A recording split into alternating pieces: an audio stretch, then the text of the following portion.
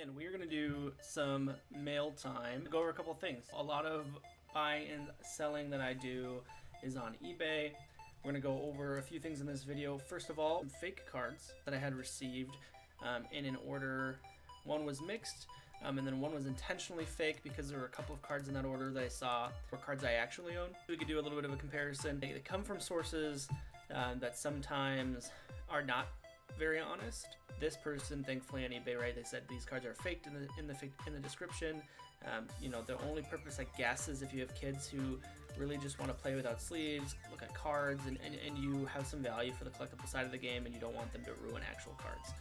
So we'll take a look at that. Right here we got a deck box. That's for the new set, Pokemon Darkness Ablaze. Really cool art. So this is a close-up on the still art that's all over the deck box. It's Eternatus in his Dynamax form. So yeah, let's dig right in. Let's start with the order. So this is an order that came with a variety of cards, some of which fake, some of which real, some of which very fake. So clearly fakers have the ability to fake some cards better than others. This Gengar, Reshizard, Celebi, Venusaur, and then some bulk were actually real in this collection that I bought from what I understand to be a family online. One of the parents was selling the collection. Their kids had collected. They had bought these cards for the kids. They were under the pressure that they were real. After working with the family, they didn't want the cards back. 90% of the lot was fake. These are the only cards worth anything in the lot. Yeah, and they're damaged. They're not in spectacular condition. I can show you that here. I don't know if you can see it. Extremely warped. And then you can immediately see those creases on the corners. So these don't have any resale value either. This one I would say maybe can't even be played in a sleeve because you can feel that damage to the sleeve. The other two I think you could play, but they're equally crimped and damaged on both sides. And this Mimikyu has some white damage all along the crimpling on the sides as well. So the balance of the cards in this order, as well as that order that I'd stated I bought purposely to be fake, are right here. So eBay is pretty good about working with you on these kind of things. First off, we're going to look at this Machamp. So I've got an actual Machamp. So here's an actual Machamp. You can initially see right away just the difference in color and how bright this second Machamp is. Now what we're going to do to keep these separate, and turn mine upside down in the sleeve. Shouldn't be that hard to tell, but just in case. So as we come up, theirs is holographic, and it would fool you if you've never seen an actual Machamp GX or other GX cards in this series. But then you see that kind of honeycomb pattern on the foiling right now for the GXs. We have a flat, almost matte, but also shiny on the fake card. Now the next comparison test I can only do outside of the sleeve for it to make any sense, and that is the color and texture of these cards. They've gotten a lot better over the years, and I think you can kind of make it out. The one on the left is just brighter, and then if you feel it, that card on the left, the fake one, it has the same gloss on the left as it does on the front, on the back as it does on the front. A typical Pokemon card does not have any gloss. It just feels like a playing card. We'll look at some of the rainbow rares and compare those as well. And this is another order I got. All of these cards are genuine. Very, very excited to get the gold alternate Kromza GX. Very pretty card. Beware, buyer beware. There are two versions of this card. This is the original pack version, and then there's a shiny vault version. This one is worth a lot less. I think this one's around 30 bucks. The other one's much more than that. It's like 85 bucks or something. And a Rainbow Rare Xerneas. What we're going to look for is one kind of in the same generation as this Xerneas. So this Metagross will work just fine. This is a fake Metagross, Rainbow Rare. Now, you can obviously tell that the obsolescence doesn't change. This color here doesn't shift at all. None of the colors in any of the dynamic spots actually shift with the holographic. Now you can see how this could be deceiving in like an eBay listing or a Craigslist listing, an online picture. If I hold this still, you wouldn't expect anything to shift, right? You would expect an array of colors as well. So just still, especially under some light, if we move it under my light here, It's really hard to tell that that's not the genuine article. Again, we have that honeycomb work, but if I hold it still where there's no honeycomb reflection, and we can almost get there like that, it looks a lot like this Metagross. And we just hold it still. Nice job camera focusing there. So you can see how this is a problem. There's a particular site in general that advertises a lot on Facebook, booster packs and stuff like that. If you're getting an insane deal on booster packs or booster boxes, you should assume it's fake. Probably don't buy. It seems like the family did with the larger order that I bought, that it had a mixed fake and genuine article cards. So please do not do that. They opened booster boxes and got cards out of them that were fake, right? Fake booster boxes. And if you've never opened that set before, it's really hard to tell because all you're doing is holding up the supers you've got up against other supers. So buyer beware. We'll continue with the mail time. So again, this larger kind of secret rare collection that we ordered: Xerneas, Alternate Necromza, Reshijar, Tag, Blacephalon, Sable IV, Cinderace V, Sigilyph Full Art. It's got that honeycomb. Dawnwing Necromza. Just a different option than Keldeo if you play competitively, especially for expanded going forward.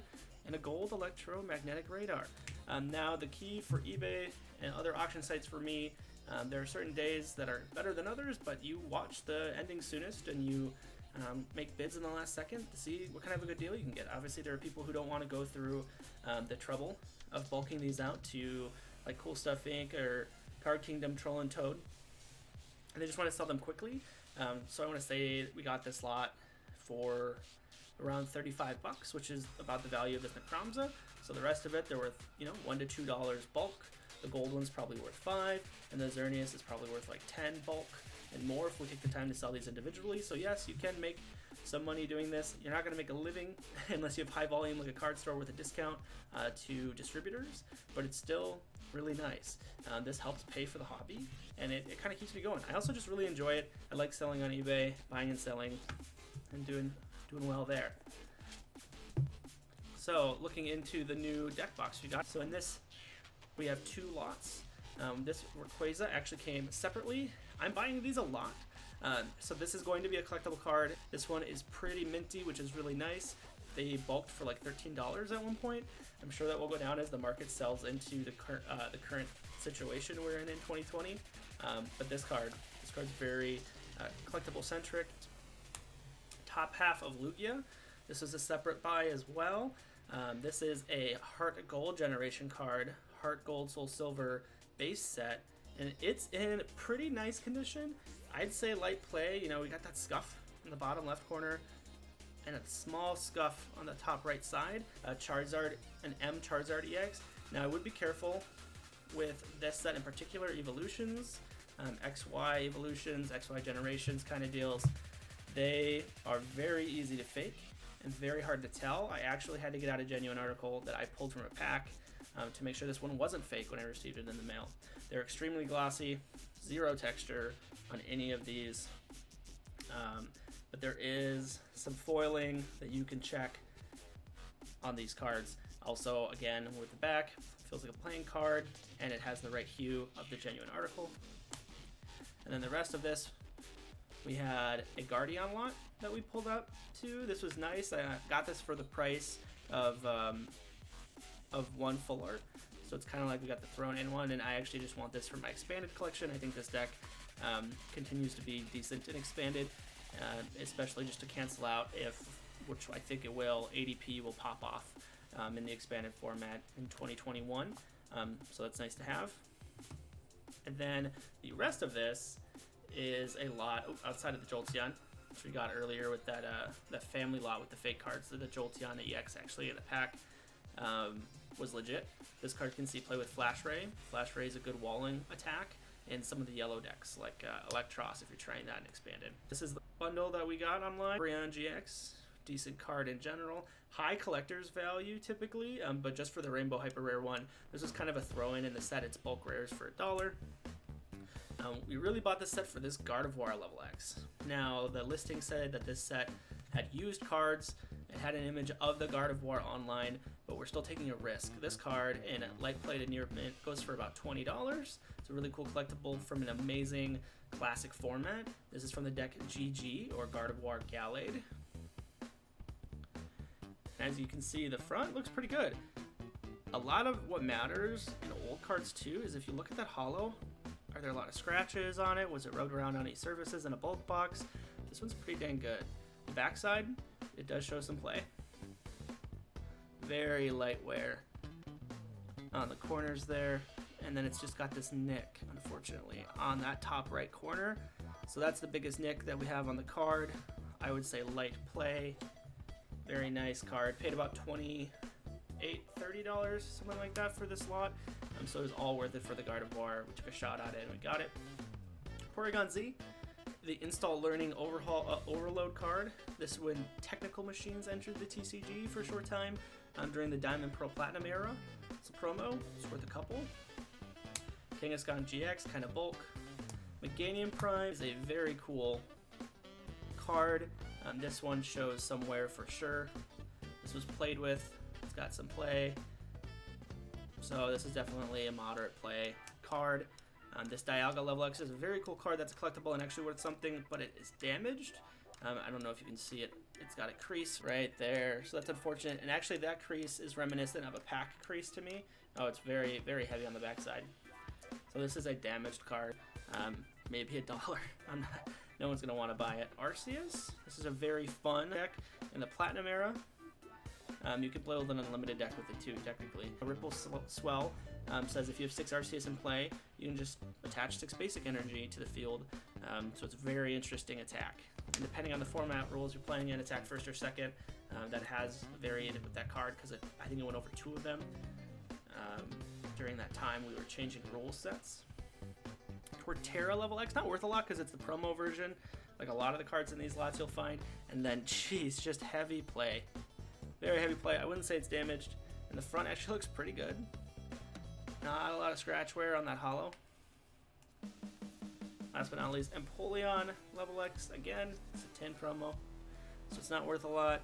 There are some visible scratches on the holo graphic, especially up here. I can see just a bunch of cross-stitching. And then, again, heavy play. Not as bad as Torterra, but it's got all those marks. It's cool seeing old cards. This card was playable just when the Diamond and Pearl base set came out.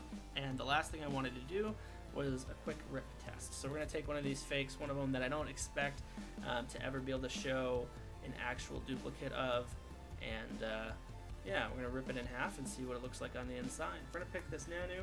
But the thing with this, obviously it feels fake and it is fake.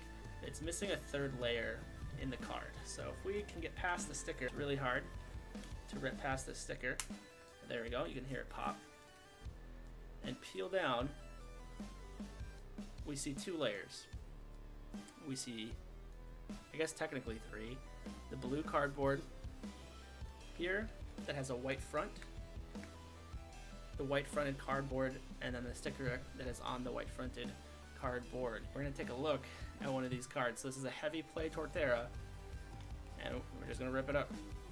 The same thing, we got a pop pack the sticker here, because Pokemon is hard to do that with, unlike Magic. And let's compare these 2 cross sections and take a peek here. So you can see the Torterra has, it almost looks gray on my camera color balance, but it's a navy blue, similar to the color on the back of the Pokemon card. But Magic, Pokemon, and Yu-Gi-Oh! All have that blue inside of the cards. So this is something you can show someone if they don't believe you. They're like, this is fake. You're like, okay, if it's real, I'll pay you the price of his Nanu. If it's fake and it doesn't matter. And they might be like, oh yeah, okay, sure, you're buying it from me anyway.